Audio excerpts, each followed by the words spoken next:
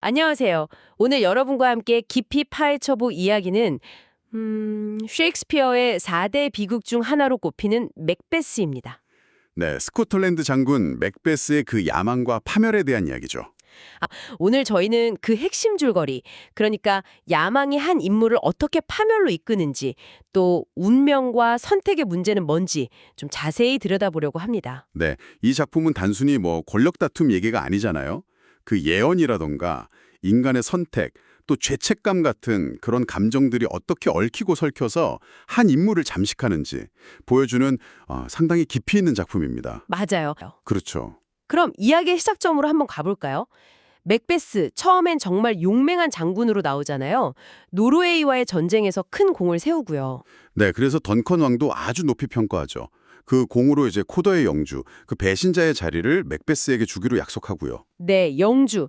당시 스코틀랜드 귀족 칭호죠. 네. 근데 이제 전쟁에서 이기고 돌아오는 길에 맥베스랑 동료 벤코어가 새 마녀를 딱 만나게 됩니다. 여기서부터 운명의 갈림길이 시작되는 것 같아요. 아, 그 유명한 장면이죠. 네. 마녀들이 맥베스한테는 코더 영주가 되고 또 미래의 왕이 될 거라고 예언을 하고요. 벤코어한테는 당신은 왕이 못 되지만 당신 자손이 왕이 될 거라고 예언하죠. 정말 소름 돋는 건 마녀들이 딱 사라지자마자 왕의 사신이 와서 맥베스가 코더 영주에 임명됐다는 소식을 전하잖아요. 네, 바로요. 예언의 첫 부분이 그냥 바로 실현된 건데 이 순간 맥베스 마음속에 야망이 확 피어오르지 않았을까요? 그렇죠. 벤코어는 옆에서 이거 악마는 작은 진실로 우리를 유혹해서 파멸로 이끌 수 있다. 이렇게 경계하잖아요. 네, 조심하라고. 근데 맥베스는 이미 그 왕이 될 운명이라는 생각에 좀 사로잡히기 시작하는 거죠. 여기서부터 이제 이게 예언이 그의 행동을 진짜 이끄는 건지 아니면 그가 예언을 그냥 핑계 삼는 건지 이게 좀 흥미로운 지점입니다. 그리고 그 야망에 기름을 붓는 인물이 등장하죠. 바로 맥베스 부인. 아, 네. 정말 강렬한 인물이죠. 남편 편지를 받자마자 그 안에 있던 야심이 막 폭발하는 거예요. 마침 또 덩컨 왕이 맥베스 성에 방문하겠다고 하니까. 네. 이건 하늘이 준 기회다. 딱 이렇게 생각하죠? 그러면서 맥베스를 막 설득하고 심지어 살해 계획까지 자기가 주도해요. 맥베스 본인도 사실 갈등하잖아요. 충성심이냐, 야망이냐. 네, 고뇌하죠. 근데 부인이 엿보서 사랑한다면 행동으로 보여라. 당신은 겁쟁이냐? 막 이렇게 몰아붙이니까 결국 선을 넘게 되죠. 덩컨 왕을 살해하고 잠든 경비병들한테 죄를 뒤집어 씌우고요. 그렇죠. 근데 살해 직후에 그 유명한 대사, 맥베스가 잠을 죽였다. 이런 환청을 듣잖아요. 이때부터 극심한 죄책감에 시달리기 시작하는 거죠. 이게 그의 남은 생을 계속 따라다닙니다. 그리고 왕의 시해가 발각되니까 맥베스가 일부러 막 분노하는 척하면서 그 경비병들을 죽여버리잖아요. 입막음이죠. 네, 증거인멸. 그러다 보니까 이제 왕의 아들들이 신변의 위협을 느끼고 국외로 도망가 버리죠. 아, 그렇죠. 말콤이랑 도널베인이요. 네, 그러니까 자연스럽게 왕위 계승 서열에 있던 맥베스가 왕위에 오르게 되는 참 아이러니한 상황이 벌어집니다. 왕이 되었는데도 불안은 계속되죠. 그럼요.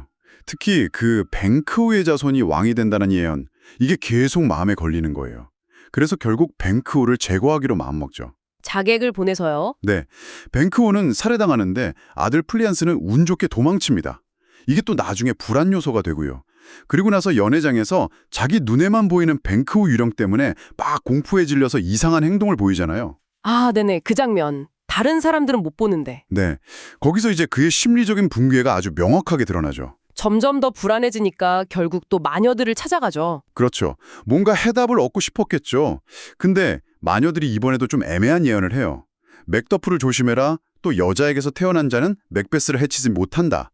그리고 버남숲이 던시네인 언덕으로 움직이기 전까지는 패하지 않을 것이다. 어떻게 보면 되게 안심되는 예언처럼 들리기도 하는데 네, 맥베스도 잠시 안도하죠. 여자에게서 태어나지 않은 사람이 어디 있겠어? 이렇게요. 근데 이게 사실은 그를 더 깊은 수렁으로 빠뜨리는 함정이었던 거죠. 예언을 자기한테 유리하게만 해석하고 더 잔혹해지죠. 특히 영국으로 망명간 맥더프에 대한 복수로 그의 성을 공격해서 부인이랑 아이들까지 다 죽여버리잖아요. 네, 정말 끔찍한 짓이죠. 권력을 지키려는 그 불안감이 그를 완전한 폭군으로 만들어버린 겁니다. 그 사이에 맥베스 부인도 결국 파멸하죠. 죄책감 때문에 목류병 증세를 보이고 네, 그 유명한 씻어내라 이 저주받은 핏자국 이런 말을 막 되뇌다가 결국 스스로 목숨을 끊거나 병으로 죽게 되죠. 부부 모두 비극적인 결말을 맞는 겁니다. 이제 정말 마지막 단계네요. 영국 군대를 이끌고 스코틀랜드로 진격해옵니다.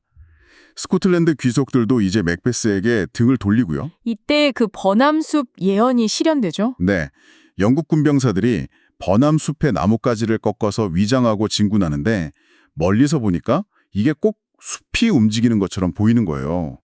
첫 번째 예언 토건이 충족된 거죠. 최후의 전투에서 맥베스는 여전히 여자에게서 태어난 자는 날 해치지 못한다. 이 예언을 믿고 싸우잖아요. 네, 마지막까지 그 예언에 매달리는 거죠. 그런데 그때 맥더프가 나타나서 자기는 때가 되기 전에 어미배를 가르고 나왔다고 밝힙니다. 아, 제왕절개. 그렇죠. 여자에게서 자연적으로 태어난 게 아니라는 거죠. 이 말에 맥베스의 마지막 희망마저 완전히 무너져 내립니다. 모든 예언이 결국 자신에게 불이하게 실현됐다는 거 깨닫고 절망하지만 그래도 항복은 거부하죠. 네, 끝까지 싸우다가 결국 맥더프의 칼에 최후를 맞이합니다. 그리고 멜컴이 정당한 왕위를 되찾으면서 길고 어두웠던 맥베스의 시대는 막을 내리게 됩니다. 결국 맥베스는 이 통제되지 않는 야망이라는 것이 개인과 사회를 어떻게 파괴할 수 있는지, 그리고 운명처럼 보이는 예언 앞에서도 인간의 선택이 얼마나 중요한지를 보여주는 이야기 같아요. 맞습니다. 특히 그 죄책감과 불안이라는 감정이 권력과 결합했을 때 얼마나 위험해질 수 있는지 아주 생생하게 보여주죠. 시대를 넘어서 오늘날 우리 안에 어떤 야망에 대해서 그리고 그 결과에 대해서도 생각하게 만드는 그런 힘이 있는 작품입니다. 네, 오늘 맥베스의 이 비극적인 여정을 저희와 함께 따라와 주셨는데요. 마지막으로 이런 질문을 한번 던져보고 싶네요. 여러분께서 생각하시기에 맥베스의 비극은 전적으로 그의 탐욕 때문이었을까요? 아니면 마녀들의 예언이나 부인의 부추김 같은 그런 외부 요인이 더 큰 동력이 되었을까요? 운명과 자유의지 사이에서 그의 선택을 여러분은 어떻게 보시는지 한 번쯤 깊이 생각해 보시면 좋겠습니다.